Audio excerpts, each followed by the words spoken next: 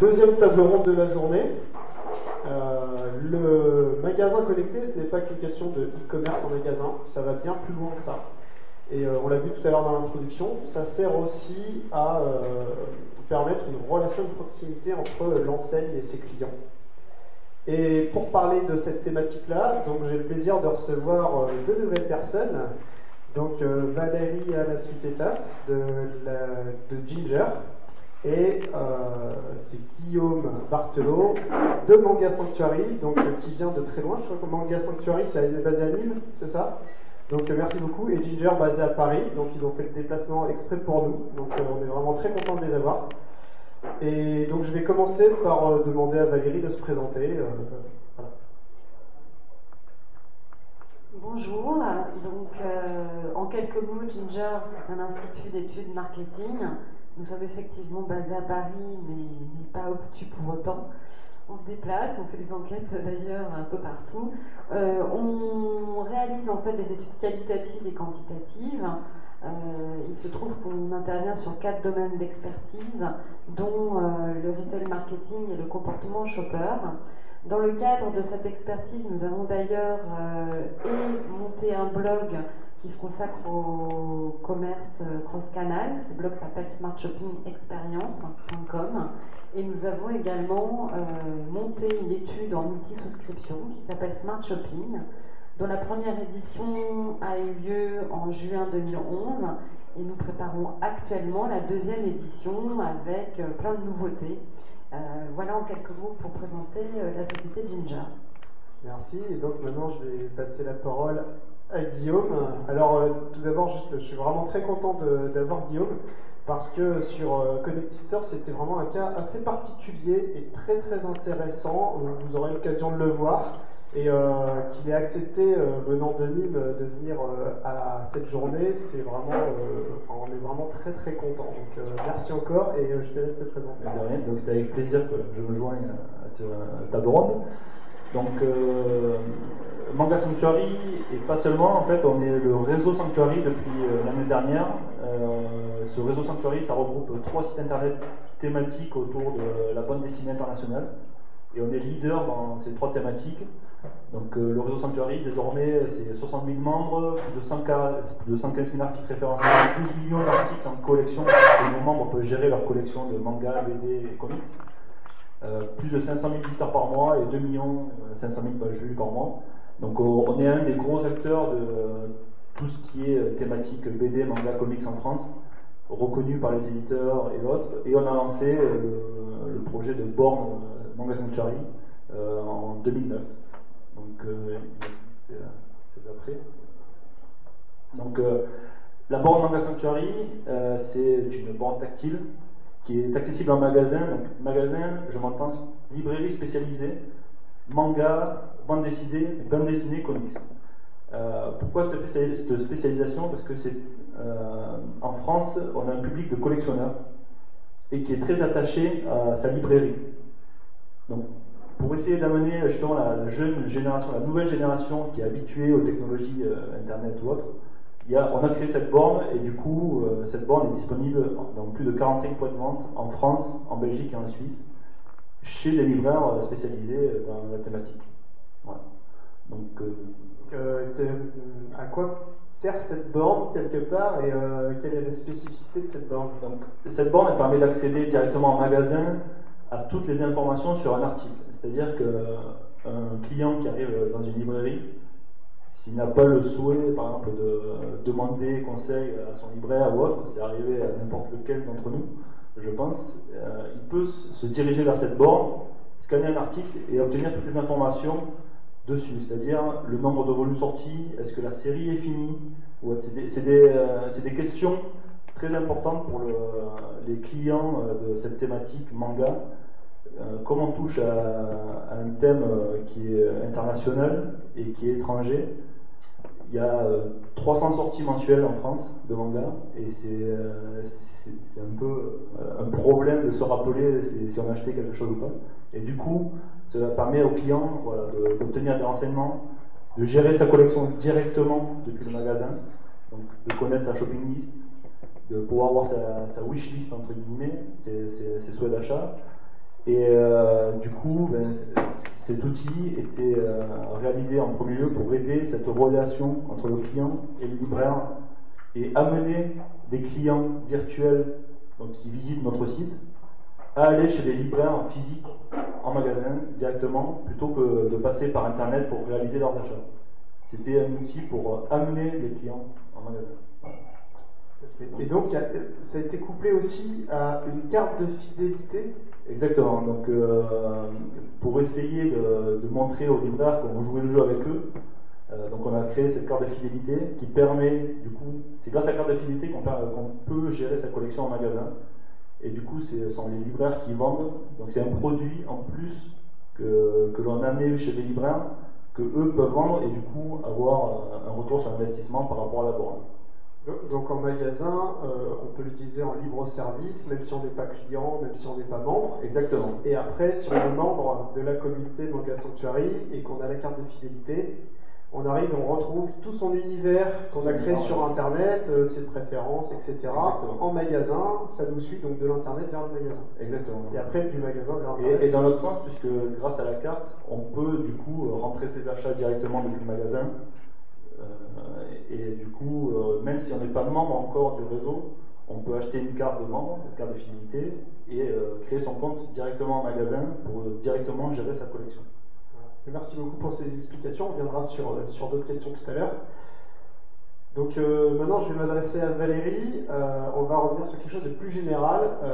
Quel est l'impact de la révolution du cross-canal, de ce qu'on parlait tout à l'heure, de ce monde connecté sur la relation client? Je crois que vous avez fait une étude l'année dernière et que vous avez pas mal de chiffres à nous avancer et donc une analyse aussi. Alors effectivement, quand on se pose la question de l'impact de l'évolution cross-canal sur la relation client, il nous semble chez Ginger sain de se reposer des bonnes questions.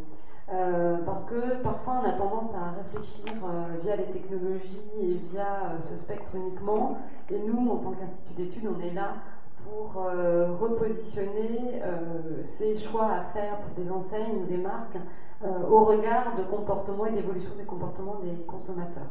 La première des choses, quand on me parle notamment de magasins connectés, tout de suite ça me fait penser au fait que le client lui-même il est connecté et de plus en plus connecté aujourd'hui.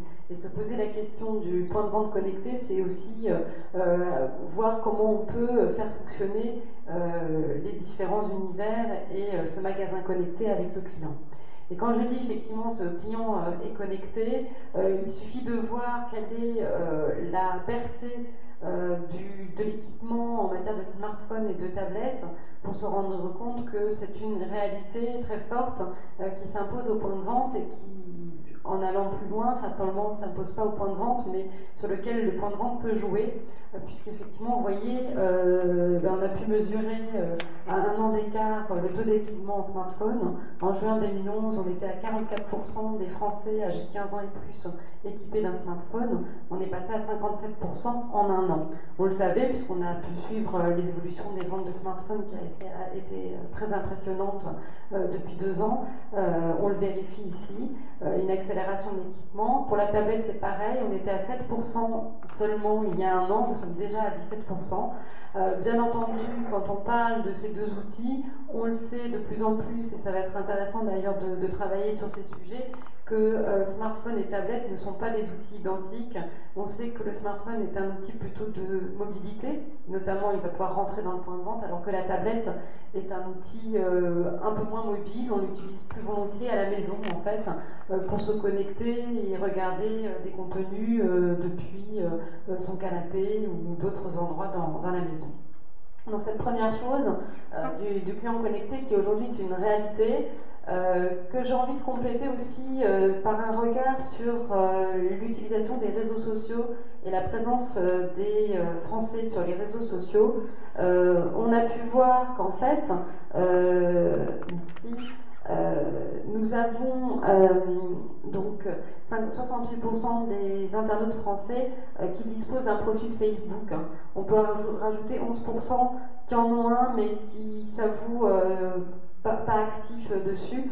On a également pu constater que 17% des internautes français disposent d'un blog ou un site personnel ou une page personnelle, à 17%, plus 9% qui en ont mais qui ne sont pas actifs. Et enfin, Twitter, on est à 11% de pénétration sur les internautes français, 8% autres qui ont un compte Twitter mais ne s'en servent pas vraiment. Et la mesure de ces indicateurs nous a permis de reconstituer le profil des internautes français entre ceux qui sont actifs sur les réseaux sociaux, qui sont à 73% de la population, ceux qui sont présents mais inactifs, qui sont à 10%, et ceux qui ne sont absolument pas connectés, 17%. Donc on voit aujourd'hui que quand même une très très grande partie de la population française qui est connectée à Internet est également présente sur les réseaux sociaux.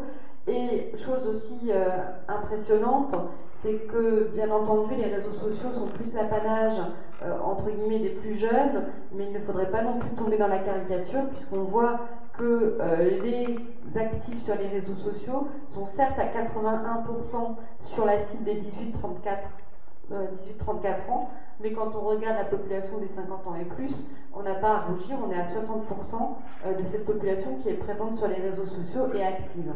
Alors bien entendu, les usages des réseaux sociaux et la façon d'envisager les réseaux sociaux n'est pas la même entre les plus jeunes et les plus âgés, néanmoins on voit à nouveau que le client est connecté. Et c'est ça que je voulais faire apparaître ici.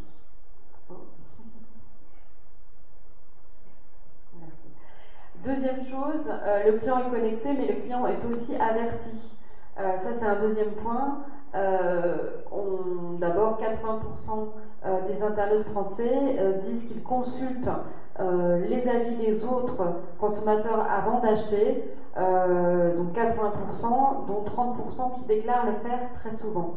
Évidemment, ça ne veut pas dire que sur chaque achat et sur chaque type d'achat, on va aller vérifier les avis des autres acheteurs. Néanmoins, ça veut dire que 80% quand même de la population est susceptible à un moment ou un autre dans son parcours d'achat d'aller rechercher cette information. Autre élément, 34% des internautes recherchent des informations produites depuis leur portable. Évidemment, cet indicateur va nous interpeller dès lors qu'on est en point de vente et que, effectivement, cette recherche d'informations peut aussi avoir lieu en point de vente.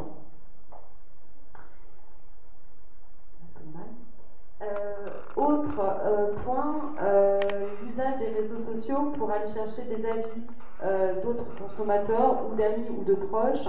Vous voyez que 24% des internautes français consultent des amis sur Facebook ou les réseaux sociaux avant de réaliser un achat, et il y en a 7% qui disent le faire très souvent. Donc je disais effectivement un consommateur connecté, un consommateur averti et qui utilise justement ces outils de sélection pour faire un achat plus malin, plus renseigné. Troisième point, le client multicanal, et je me faisais taper sur les doigts tout à l'heure, multicanal et cross-canal, et je suis tout à fait d'accord avec cette évolution sémantique, le client cross-canal. Déjà, quand on regarde aujourd'hui les circuits fréquentés par les internautes pour réaliser leurs achats en habillement, maison et décoration et produits techniques, on voit qu'on est vraiment sur, à ce niveau-là, sur la multicanalité, puisque, par exemple, sur l'univers de l'habillement, on a déjà 59% des internautes français qui réalisent des achats de ce type de produits, à la fois sur Internet et en magasin. Donc on est déjà sur une pénétration de 59%. Vous voyez également que toujours sur le secteur de l'habillement, le magasin est quand même très présent, 36%. Internet seul n'est pas très représenté puisqu'on est à 5% des consommateurs français qui réalisent uniquement... pardon, je me laisse distraire. 5% qui réalisent leurs achats d'habillement uniquement par Internet. Je vais passer à d'autres secteurs, notamment les produits techniques où la percée d'Internet est la plus forte. Dans cet univers, donc c'est ici les 54%, donc en fait 54% des internautes français réalisent des achats de produits techniques aussi bien sur Internet qu'en magasin. Et en particulier, donc on a 23% qui sont des exclusifs en magasin et 9% qui sont des exclusifs sur Internet. Donc c'est là qu'on voit, notamment sur l'univers produit technique, qu'on a une très forte pénétration d'Internet et un usage des deux canaux pour la vente. En maison et décoration, l'usage d'Internet est un petit peu moins développé. 37% des internautes font leurs achats sur Internet comme en magasin. 36% réalisent leurs achats uniquement en magasin. Voilà, petit tour d'horizon sur effectivement ce client qui devient multicanal. Oui, voilà. Mais quand on parle de comportement des consommateurs, on a toujours tendance à se satisfaire d'un grand indicateur. X% des Français ont tel ou tel comportement, et sans doute d'ailleurs que les instituts de sondage aident à entretenir cette vision un petit peu simpliste. Et j'en viens ici à la présentation d'un des résultats de notre étude Smart Shopping, qui me paraît très intéressante parce qu'en fait elle permet de voir quand même qu'il y a une réalité beaucoup plus complexe que celle qui est décrite par un ou deux chiffres sur l'évolution des achats entre différents canaux. C'est en fait une typologie que nous avons menée sur la base donc, de 2000 internautes français.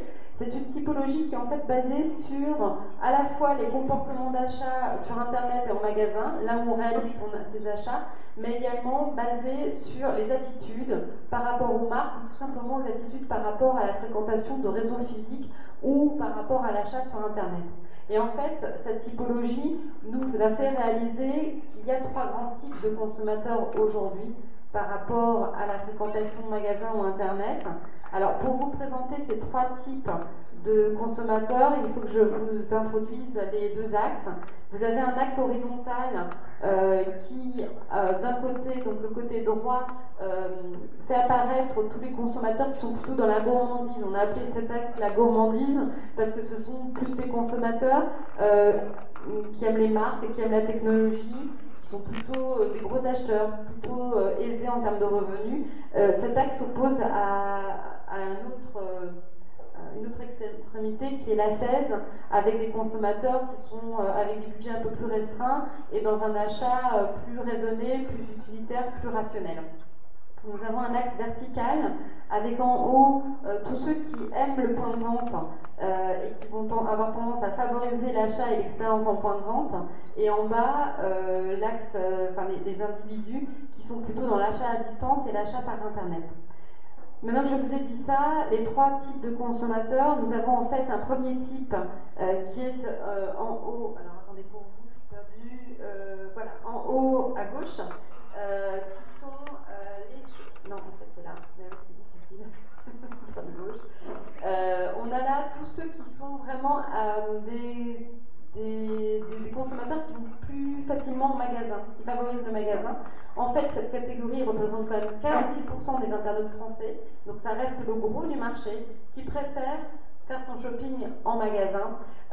Dans cette catégorie, on a deux sous-segments. Un segment des shoppers utilitaires. Alors ça, c'est la partie des consommateurs les plus modestes en termes de revenus, voire on y trouve aussi des consommateurs plutôt seniors, plutôt 50 ans et plus, qui vont aller faire leurs achats en magasin parce qu'ils ont besoin d'abord de voir et de toucher. C'est un élément de réassurance pour eux, et parce qu'ils ont une habitude ils sont plus habitués à ce type de canal.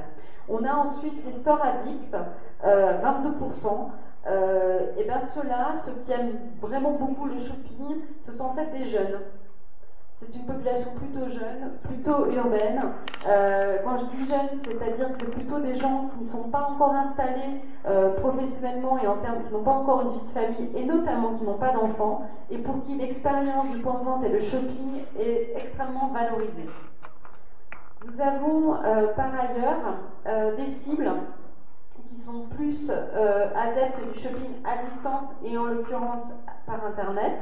Nous avons dedans les sofa shoppers, 19%. C'est plutôt la clientèle traditionnelle de la vente à distance qui a migré sur l'achat par Internet. C'est une population assez féminine, je ne dis pas exclusivement féminine, mais assez féminine, et qui a migré donc depuis l'achat à distance vers l'achat par Internet. Nous avons par ailleurs les full web shoppers, 19%. Eux, ce sont plutôt des familles, plutôt dans la tranche 30-50 ans, Et ceux-là sont dans la recherche de la bonne occasion par Internet et ils aiment beaucoup utiliser les comparateurs de prix, tous les éléments qui leur permettent de rationaliser leur achat.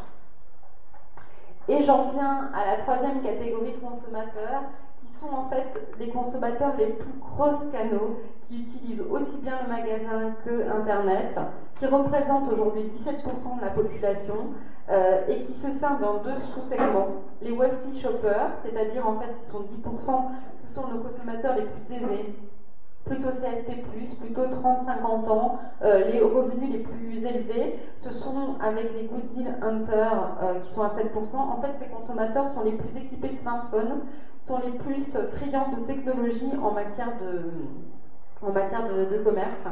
Et donc les wealthy shoppers qui aiment beaucoup les marques, mais également les Good Deal Hunter qui sont vraiment friands de marques, mais avec des revenus plus restreints et qui vont zapper entre Internet et magasins pour essayer de chercher les bonnes occasions, les bonnes affaires. Donc je voulais faire ce petit détour par la typologie des Français, histoire qu'on ne reste pas sur une vision caricaturale du consommateur français.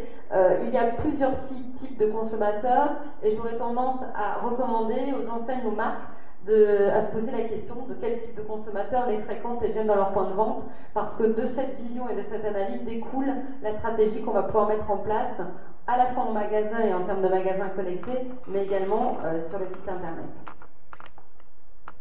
Le client attaché au shopping, et ce sera mon dernier point pour mettre en relief l'impact du cross-canal par rapport à la relation client. Le client, effectivement, reste attaché au shopping en point de vente. Vous l'avez vu, on a quand même 44%, plus de 44% des internautes français qui restent attachés à l'expérience en magasin. Vous en avez 17% d'autres qui mixent allègrement l'achat à distance par Internet et l'achat en magasin. Donc il y a un vrai potentiel encore pour le magasin et il est loin d'être mort. Simplement, il y a quand même des choses intéressantes à prendre en ligne de compte. Donc tout d'abord, pour confirmer cet attachement au point de vente, il faut savoir que 68% des consommateurs internautes continuent de trouver que c'est essentiel de toucher et tester un produit avant d'acheter. Donc on est loin du basculement au tout à distance et tout par Internet. Simplement, cet attachement, je disais, existe, mais nos résultats, les différentes enquêtes qu'on peut mener, montrent bien que l'expérience en magasin est à réinventer. Il est à réinventer, pourquoi? Parce que aujourd'hui, 70% des internautes français ont déjà eu l'expérience d'acheter par Internet un produit qui n'était pas disponible en magasin. 70% des internautes français. Il y en a même 16% qui disent le faire très souvent. Donc il y a ce problème par exemple de la rupture en magasin et notamment le magasin connecté peut être une solution à ce problème qui est loin d'être mineur. J'ai vraiment aucun talent. Ah, d'abord. Merci. Aussi, on a pu le constater notamment au travers d'une étude très récente qu'on a pu mener en partenariat avec Publicis, on voit qu'en magasin, on a aussi très souvent une impasse parce qu'on manque d'informations sur le produit et que le consommateur, certes, est sans doute très renseigné avant d'aller en magasin, mais il va en magasin en attendant encore de l'information, où on a aussi une impasse parce que le vendeur ne sait pas répondre ou se rendre disponible pour répondre aux questions du consommateur. Ça, c'est un enjeu très fort. Ça, ce sera un sujet dont on va beaucoup discuter à la première table ronde de l'après-midi. Donc, on va voir comme ça sera plus. Voilà. Et le dernier point, on a eu cette curiosité l'année dernière de poser la question aux consommateurs de savoir s'il préférait, s'il avait du plaisir et si c'était pour lui une détente de faire du shopping par Internet ou en magasin. Et je pense qu'on a une très bonne idée de poser cette question, puisqu'on a pu découvrir que en fait 58% des internautes français considèrent que pour eux c'est un plaisir et une détente de faire du shopping par Internet. Ils sont 54% à considérer que c'est une détente et du plaisir. Et en fait, d'abord, je pense que ça crée un grand étonnement de voir ce résultat et de voir que le plaisir et la détente est plutôt du côté d'Internet qu'en magasin. En même temps, nous on l'explique très bien au travers des enquêtes qu'on a pu mener au fil du temps. Il se trouve qu'on fait pas simplement des enquêtes quantitatives, mais aussi des enquêtes qualitatives. On interroge des consommateurs lors de groupes consommateurs ou en entretien. Et là, en fait, on a les réponses à cet apparent paradoxe. C'est qu'en fait, le plaisir du shopping en magasin et le plaisir du shopping par Internet est multiple et différent selon les consommateurs. Tout d'abord, sur le shopping par Internet, ce plaisir se construit aussi par opposition au plaisir en magasin. C'est-à-dire qu'aller en magasin, avant d'arriver, c'est prendre sa voiture, pour une grande partie des Français, c'est prendre sa voiture, c'est éventuellement avoir des embouteillages, c'est avoir du mal à stationner, qu'il s'agisse du commerce de centre-ville ou du commerce en centre commercial. Ça va être éventuellement l'aversion pour la foule et l'affluence en magasin. Donc ça, c'est une première chose. C'est vrai qu'Internet donne accès au shopping à n'importe quelle heure, au moment où je veux, à l'endroit où je veux. Ça, c'est une vraie qualité d'Internet. Internet, c'est aussi un mode de shopping tout à fait complémentaire de celui du shopping en magasin. Je peux être sur mon canapé, je peux avoir d'ailleurs vraiment un plaisir du shopping en passant d'une page Internet à une autre, éventuellement en ayant accès à des bonnes affaires, que ce soit des bonnes affaires poussées par des newsletters ou par du courrier, enfin par différents modes d'accès empruntés par les marques. Et puis le magasin n'est pas non plus en déperdition, mais c'est vrai qu'aujourd'hui le magasin a besoin de se réinventer. C'est ce que je disais il y a quelques minutes et que je voulais confirmer par ce chart qui montre que le magasin continue d'être un lieu utilisé, mais qui nécessite d'être revalorisé. Très bien. Donc je vais reprendre ce que tu viens de dire tout à l'heure, c'est bien pour optimiser la relation client, il faut d'abord bien connaître ses clients. Et justement, quelque part, par rapport à l'histoire de la genèse du projet des bandes Manga Sanctuary, c'est parti de cette idée, il me semble, de savoir cette communauté qui est très particulière et qui a fait ce succès. Est-ce que tu peux nous en dire un peu plus? Alors justement, notre cas est un peu atypique, c'est-à-dire que nous, on n'est pas un magasin, on ne vend rien, on ne vend pas de livres ou autre, on vend du conseil à nos visiteurs sur Internet. Et du coup, ce projet est né en 2009. Si vous voulez, on est parti d'un constat très simple, c'est que quand on allait en librairie, on n'avait pas forcément l'information que l'on souhaitait, on n'avait pas accès à cette information nécessairement, puisque en 2009, Internet mobile n'était pas aussi bien développé qu'actuellement, et à mon sens, il ne l'est toujours pas assez pour se reposer justement sur les pratiques mobiles en magasin. Et du coup, on s'est retrouvé avec cette idée d'apporter notre savoir-faire, qui est de conseiller les gens sur notre thématique, et du coup l'apporter en librairie, en magasin. Donc on est parti de ce postulat, et du coup on a créé une première version de la borne qui était finalement juste un ordinateur tactile en magasin avec notre site internet directement dessus.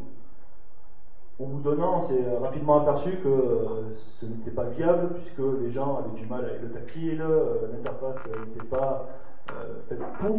Du coup, on a développé une interface exprès pour cette borne Manga Sanctuary. Et du coup, c'est là qu'on a pu le distribuer un peu partout en France, en Belgique et en Suisse. Donc, à l'origine du projet, il y avait surtout cette idée de conseiller les gens en magasin, d'aider les vendeurs, puisque un libraire ne peut pas connaître tout sur tous les livres qui sortent en France, c'est pas possible, c'est pas imaginable, et je mets au défi n'importe quel libraire qui me dira le contraire que c'est pas vrai. Donc justement, par ce conseil, cette idée de fidéliser nos visiteurs et de les amener dans ces magasins, dans ces librairies qui finalement étaient des points physiques et qui ne nous touchaient pas au premier abord. Et finalement, ces partenaires commerciaux dont on oriente nos visiteurs chez eux, finalement, ces visiteurs se retrouvent dans cette communauté, puisque tout à l'heure, tu parlais justement de bien connaître ses clients. Les clients des librairies, actuellement, ce sont en majorité des collectionneurs. On a cette particularité en France, c'est qu'on est un pays de collectionneurs. Et du coup, pour la littérature, comme pour la bande dessinée, surtout pour la bande dessinée, on a une grande base de collectionneurs en France. Et ces collectionneurs sont très fidèles à leur librairie. Cependant, comme tu l'indiquais tout à l'heure également dans tes slides, on a un souci, c'est que quand on ne trouve pas un produit en magasin, on a beau être fidèle à son libraire, on ira l'acheter sur Internet ou chez un autre libraire. Voilà. Donc, si vous voulez, cette relation se fait dans les deux sens, c'est-à-dire que nous, on apporte de la visibilité aux libraires, mais également de la disponibilité en magasin. Donc, on essaie justement d'éviter ce problème de frustration en magasin, de ne pas avoir l'objet pour lequel on est venu en magasin, et de déclencher également un achat impulsif sur une autre série qui pourrait l'intéresser. Donc voilà. Et ce qui est intéressant aussi dans cet exemple, c'est que justement, quand on parle aujourd'hui beaucoup de retour sur investissement, parce que les libraires doivent quand même payer une cotisation pour pouvoir mettre les bornes dans leur librairie, et il n'y a pas de e-commerce, il n'y a pas d'achat directement pour ces bornes. Donc en fait, ils gagnent directement, ils gagnent leur rien en espèces sonnantes et trébuchantes. Comment est-ce qu'ils acceptent ça et pourquoi justement vous avez réussi à imposer justement à un prix, donc c'est par mois je crois, ces bornes dans ces magasins? Alors justement, nous le problème c'était on s'est retrouvé à plusieurs types de librairies. Il y avait la librairie où le libraire ne connaissait rien du tout à la thématique, qui avait ouvert une librairie en disant je vais vendre des livres. Du coup notre produit l'intéresse parce que ça lui permet de conseiller les clients malgré tout, et du coup de faire, entre guillemets, un travail de libraire, même s'il n'a pas la formation. On a également le cas où les librairies cherchent un retour sur investissement sur la borne, et du coup la carte de fidélité que l'on a créée, puisque c'est eux qui vendent cette carte, et c'est eux qui récupèrent tout l'argent de cette carte. Donc du coup c'est le retour sur investissement et sur la vente de cartes. D'où l'intérêt d'être acteur de ce système, c'est-à-dire qu'on peut très bien le laisser en magasin autonome avec les clients arriveront très bien à se débrouiller, mais pour arriver à vendre des cartes, il faut le présenter, il faut arriver à imposer, à vendre finalement le produit, et du coup à faire une marge sur la carte. Ça permet d'impliquer les clients, mais aussi les libraires. Donc, c'est-à-dire que sur une carte, ils se font plus de marge que sur un manga et que sur une BD. Donc, c'est forcément intéressant. Ils vendent des dizaines et des dizaines de BD par jour. Il faut que s'ils vendent des cartes, ils arrivent à récupérer largement l'investissement en vendant des cartes. Voilà. Et je crois qu'il y a une animation aussi faite par Manga Sanctuary par rapport à des jeux concours avec les cartes régulièrement. Donc nous, comme on est une base communautaire de 60 000 membres, nous, par rapport à ces clients de ces cartes de fidélité, c'est nous qui faisons les avantages. Donc c'est-à-dire que chaque semaine, il y a un tirage au sort qui permet de gagner des mangas, des BD, des comics toutes les semaines. Les gens achètent au début la carte pour le système. Puis après, il reste grâce au tirage au sort et grâce aux autres avantages que l'on procure. Donc on a des réductions chez des partenaires locaux, on essaie d'avoir des partenaires locaux dans chaque ville où on a des bornes équipées, donc ce qui permet justement de dynamiser la culture locale et la culture communautaire. Alors, sinon j'ai une question supplémentaire par rapport à ça, et tu as déjà commencé à en parler tout à l'heure. Pourquoi vous avez choisi de mettre des bornes fixes avec des PC tout en main tactile, plutôt que de développer une application mobile, de faire ça sur mobile? Alors, quand on a lancé ce projet en 2009, donc comme je le disais, Internet mobile n'était pas assez développé en France encore, et du coup c'était une aberration par rapport on va dire, au forfait qui était proposé aux clients. On aurait touché une toute petite partie des clients de librairie. Et le problème auquel on s'est confronté également, et ça je pense que tout un chacun l'a constaté également aussi, c'est qu'en magasin, on n'a pas forcément de réseau téléphonique en magasin. Donc on ne peut pas consulter efficacement, on va dire, Internet en magasin, même au travers d'une application. Et l'autre souci, et c'est un argument supplémentaire, c'est que c'est à la boutique de proposer quelque chose pour le client. Le conseil vient de la boutique. C'est-à-dire que si vous avez un client qui vient vous poser une question, vous n'allez pas lui dire allez demander au vendeur d'à côté. Je réponds à la question du client. Donc c'est moi qui propose le système au client, c'est moi qui propose le conseil. C'est un atout majeur pour moi par rapport aux autres boutiques d'avoir un outil de conseil supplémentaire pour mes clients. Et puis ça concrétise un petit peu justement, ça fait un hub un petit peu de cette communauté internet qui se retrouve finalement concrétisée, comment dire, mis de façon tangible dans le magasin avec un espace qui est vraiment l'espace Manga Sanctuary à la limite. C'est un territoire en fait du site internet qui s'implante dans les magasins. Il y a ça, et puis il y a aussi une très forte communauté en France autour du manga, et c'est vrai que on a chaque semaine, on voit sur nos forums des IRL qui se créent directement dans des magasins du coup équipés de la borne. Donc les gens se donnent rendez-vous à tel magasin équipé pour faire leurs achats de la semaine. Donc c'est vrai que c'est intéressant de voir justement nos membres et nos visiteurs qui justement s'impliquent et vont dans ces librairies équipées de la borne. Et ça donne un avantage concurrentiel aussi, parce qu'il y a des concurrents et ils doivent, si vous mettez vos bornes à vous chez les libraires, du coup les concurrents n'y sont pas, c'est un impact aussi. C'est-à-dire qu'on n'a aucun concurrent qui souhaite faire la même chose que nous. Et d'ailleurs, tous nos concurrents nous ont dit, mais ça ne sert à rien. Et certains de nos concurrents ont même appelé des boutiques qu'on nous avait équipées pour pas qu'on les équipe. Ça, c'était une petite anecdote. Alors, disant, mais pourquoi vous voulez équiper quelque chose de physique alors que tout un chacun peut le faire depuis son téléphone mobile? Et on se retrouve à la même problématique initiale. C'est-à-dire qu'en magasin, on n'a pas forcément les outils, c'est pas au client d'aller chercher une information. C'est au libraire et au magasin d'offrir l'information au client.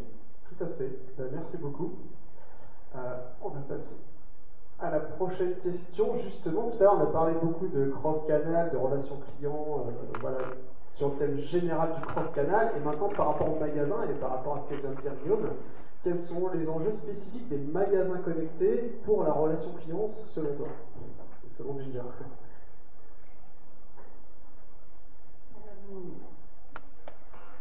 Je pense que la question du magasin connecté est une question qui ne peut pas être traitée de manière générale et qui va être à traiter enseigne par enseigne ou univers de produit par univers de produit. L'exemple de Manga Sanctuary est un très bon exemple d'une approche d'ailleurs qui n'est pas passée initialement par la problématique technologique mais qui est passée par la volonté de satisfaire une communauté et de répondre à ses besoins.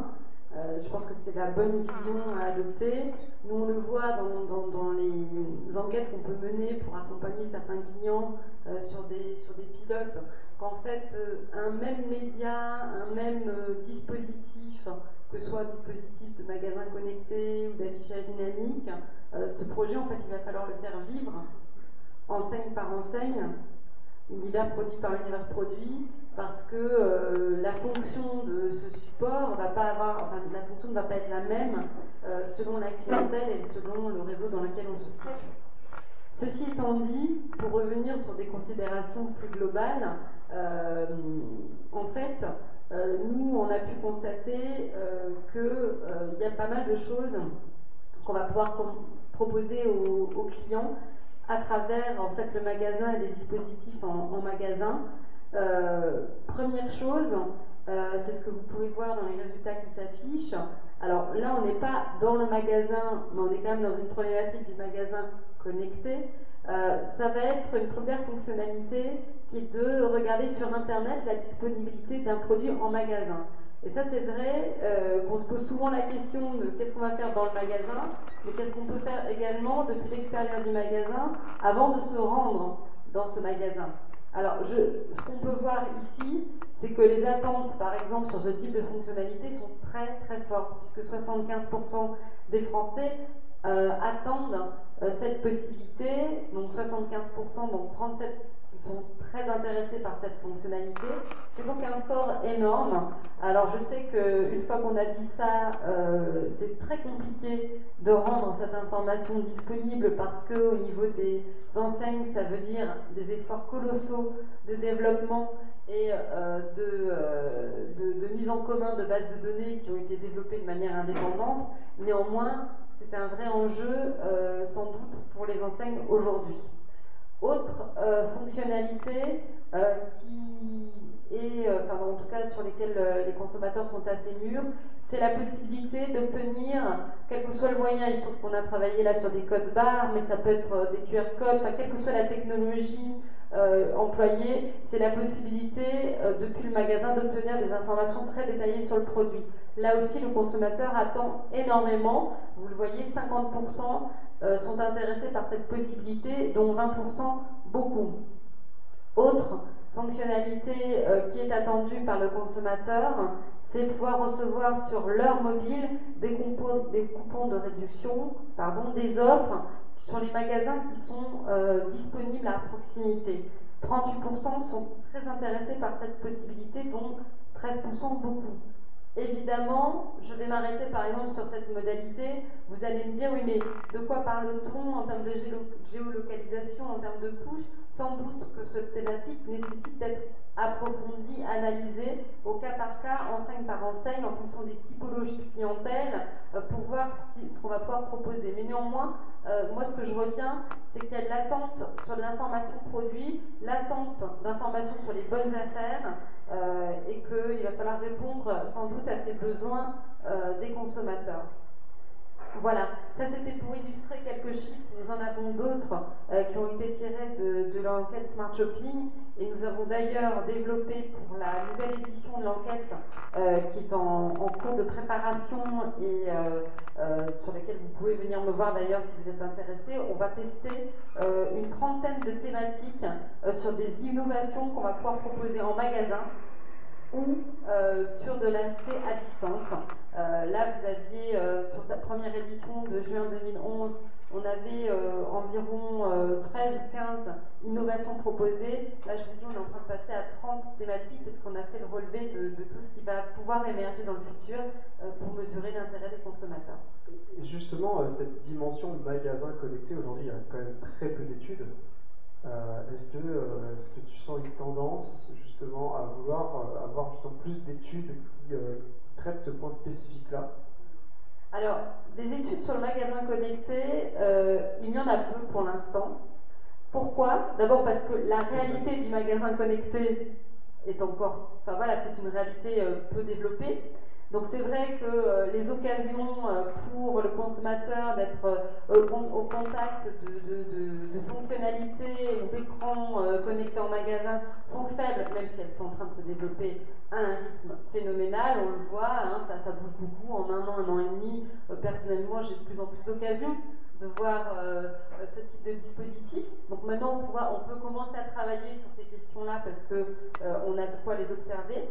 Il y a aussi une deuxième raison pour qu'il y ait peu, malheureusement, d'enquêtes et d'études sur le magasin connecté, c'est qu'en fait, il y a beaucoup d'initiatives, qui sont menées par des enseignes sans nécessairement procéder à une analyse autre que l'analyse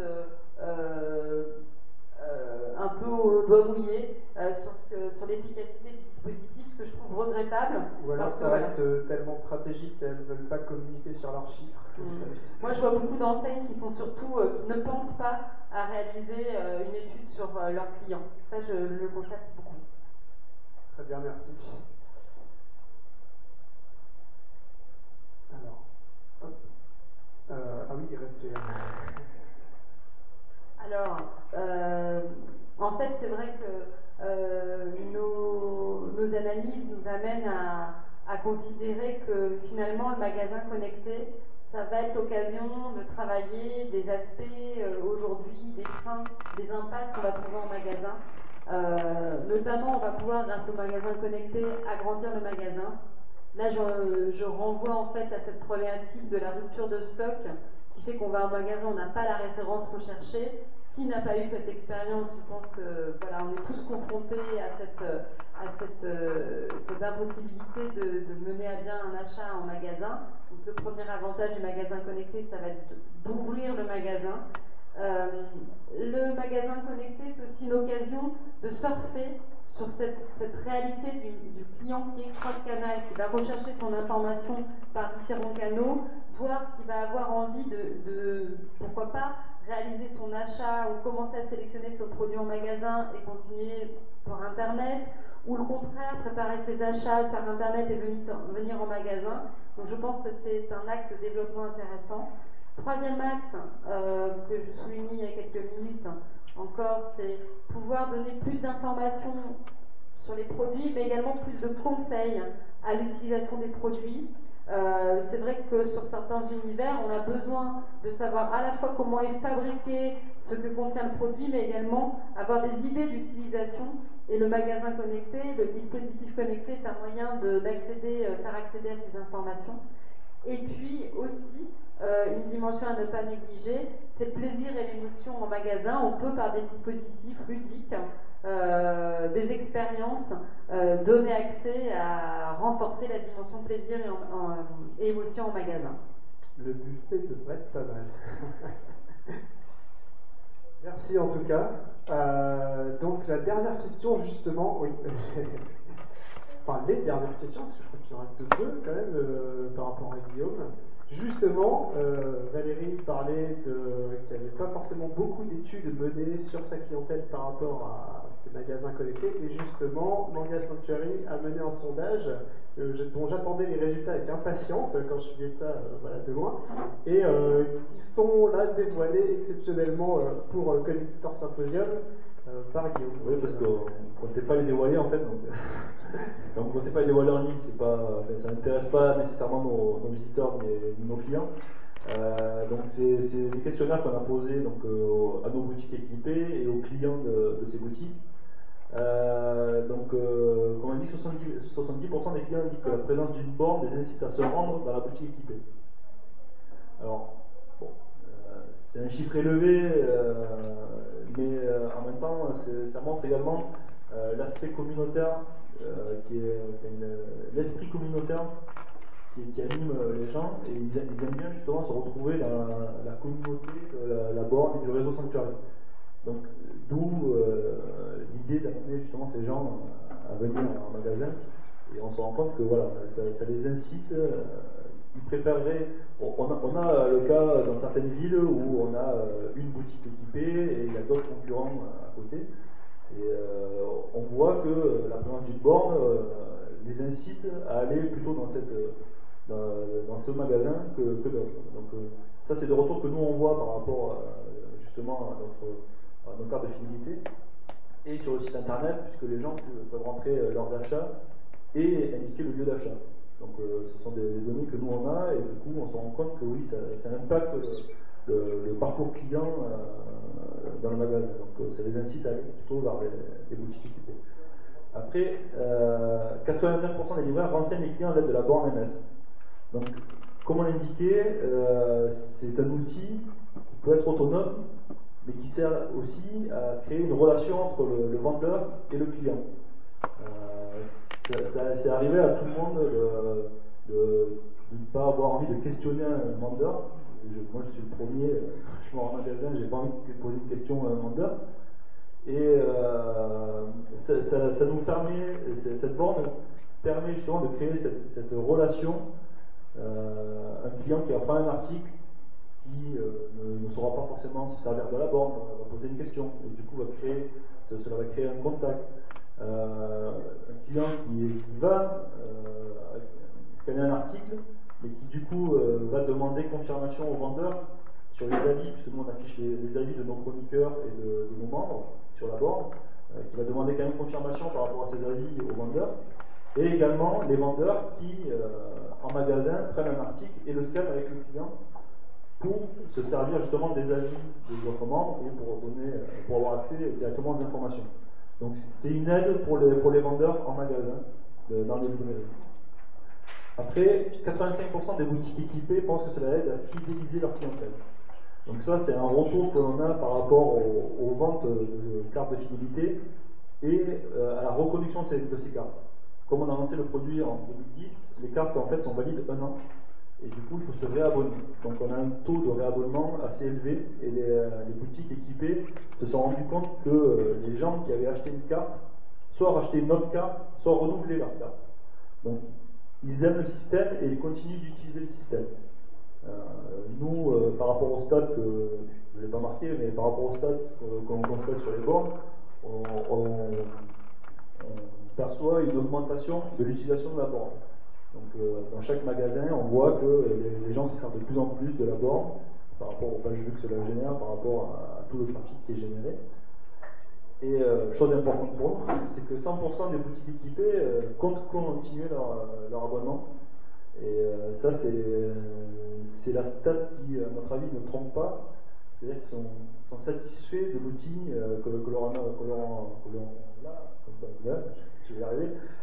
qu'on leur a apporté. Et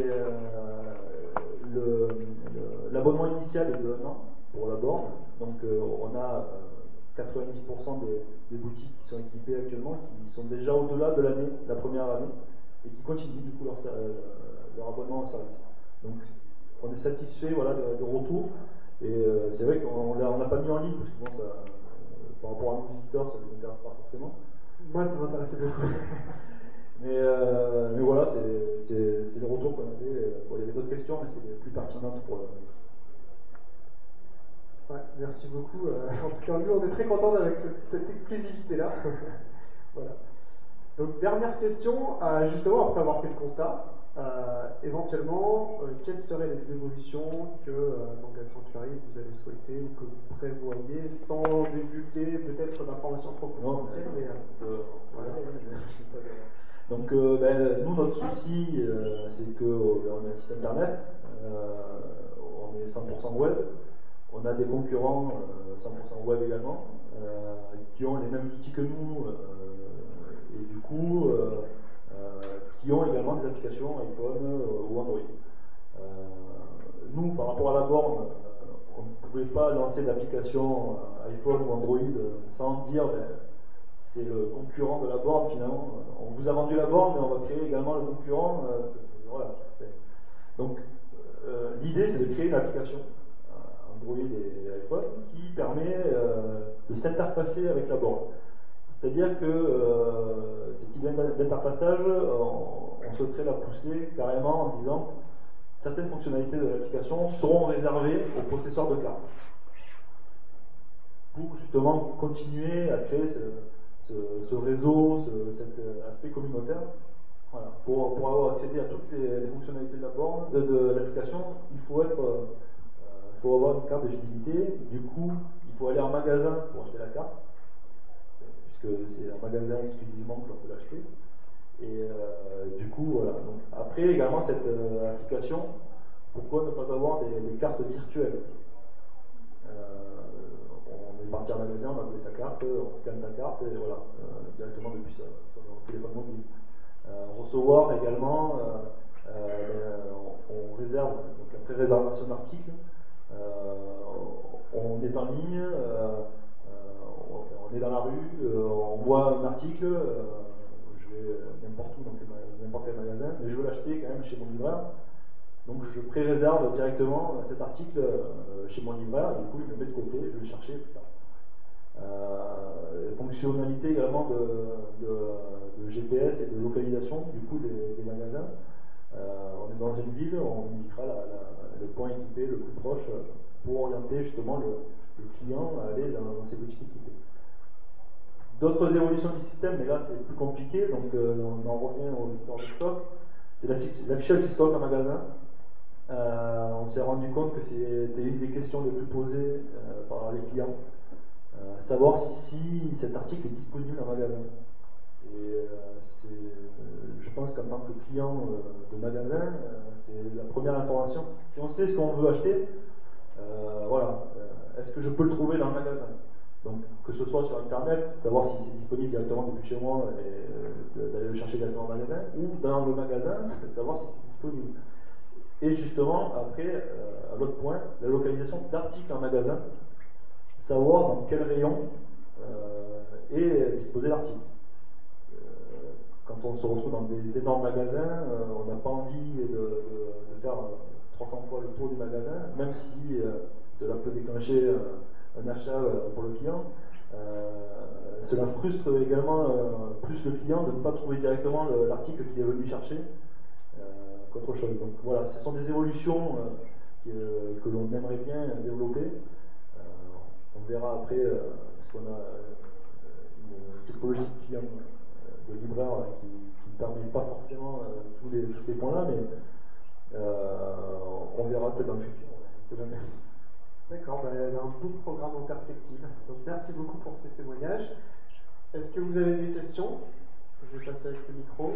Je ne suis pas sûr d'en avoir vu beaucoup passer pendant la séance. Des questions? N'hésitez pas.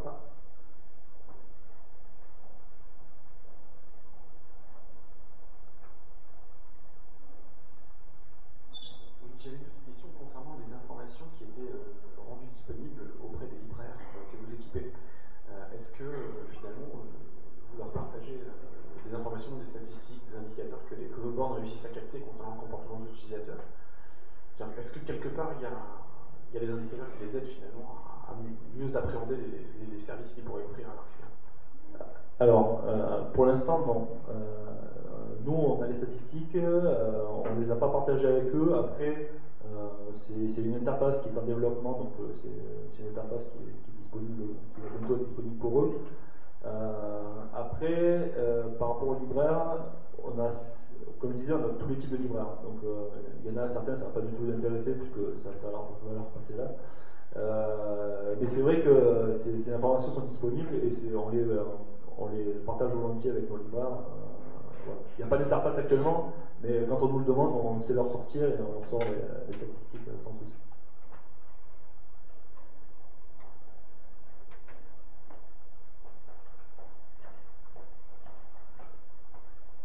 Bonjour. C'est plus une question pour le cabinet de sondage Ginger. Je voulais juste savoir si à un moment donné dans votre enquête, alors je ne sais pas du tout si ma question elle a un sens ou pas, vous verrez après, si à un moment donné vous êtes dit il aurait peut-être fallu que je fasse une sélection entre les commerces de centre-ville et les centres commerciaux. Est-ce qu'à un moment donné vous êtes posé cette question-là ou pas? On s'est posé la question et on nous l'a posée. Il se trouve que, on fait de la publicité, mais bon, dans l'édition qu'on est en train de préparer, on a qu'on est en train de préparer, qui est lancée, on a fait une segmentation par type de commerce. Parce que l'année dernière, on a mesuré quelle était la fréquentation des centres commerciaux, galeries commerciales et zones commerciales. On s'est rendu compte que c'est un rituel qui est très installé dans la population française. Il y en a, je crois qu'il y a à peu près 93% de la population qui se rend régulièrement, qui se rend en centre commercial, dont 75% régulièrement, c'est-à-dire au moins une fois par mois. Pardon. Donc c'est énorme. Et en fait, on est rentré dans une segmentation plus fine pour distinguer le commerce de centre-ville, donc rue commerçante typique de nos villes françaises, et pas seulement françaises d'ailleurs. Mais des centres commerciaux plus structurés, des offres vraiment typiques de centres commerciaux. On distingue également la fréquentation de galeries commerciales qui sont installées dans autour de supermarchés ou d'hypermarchés. Voilà, donc on va rentrer plus dans le détail là cette année, ce qu'on n'avait pas fait l'année dernière et qui nous semble important. Et ce sont des questions que nous ont posées notamment des foncières ou des enseignes de distribution qui sont installées plus spécifiquement en centre-ville ou en galerie commerciale et qui avaient besoin de plus de finesse là-dessus. En fait, je peux me permettre une deuxième question, parce qu'en fait forcément ça va rebondir. On dit toujours, oui, vous l'avez souligné tout à l'heure, les revenus modérés et CSP-, sont pas forcément une population connectée. Alors, c'est toujours un petit peu ce qui tout au moins connecté que forcément que les CSP+. Et donc pour les centres commerciaux, ça a un vrai impact aussi. Alors je ne sais pas ce que vous pouvez dire par rapport à ces CSP- qui sont dans l'intention moins connectés. que le reste. Enfin, je sais pas si c'est un peu. Non, mais c'est déjà intéressant de poser la question des CSP-, parce que alors, j'entends souvent poser des questions sur les CSP+. Oui, mais en on ne fait. se pose pas de questions sur les CSP-, Ouais, ce sont quand même des clients. Oui, mais vous l'avez. Sont quand même. C'est le cœur de cible des centres commerciaux, de la majorité des centres commerciaux, c'est les CSP-. Enfin, dans les briefs agences, on l'a. Donc, la première question, c'était, voilà, vous l'avez dit, les centres commerciaux, c'est les lieux les plus fréquentés et par les CSP-. Et voilà. Alors en fait, les CSP- ne sont pas moins connectés que les CSP+. D'ailleurs, dans notre typologie, on retrouve des catégories qu'on va appeler CSP- qui sont plutôt des adeptes du magasin et d'autres qui sont adeptes du à distance. Donc finalement, le simple prisme du niveau de... Parce que la CSP, c'est quoi? C'est la profession qu'on exerce. N'est pas une grille de lecture pertinente pour décréter que c'est de la clientèle d'Internet ou de centre commercial. Il y a plein de facteurs qui interviennent. C'est d'ailleurs plutôt ça qui est intéressant dans notre étude, c'est qu'on a fait rentrer plein de facteurs, pas uniquement les revenus, pas uniquement la catégorie socio-professionnelle, mais également l'attachement au point de vente, la vision qu'on a des marques. On a par exemple dans les CSP-, entre guillemets, des gens qui aiment beaucoup les marques, qui aiment beaucoup consommer et qui vont avoir des comportements très différents d'autres CSP-, qui ne sont pas des fans de marques, voilà. Ou tout simplement la présence d'enfants dans le foyer qui peut aussi avoir une influence.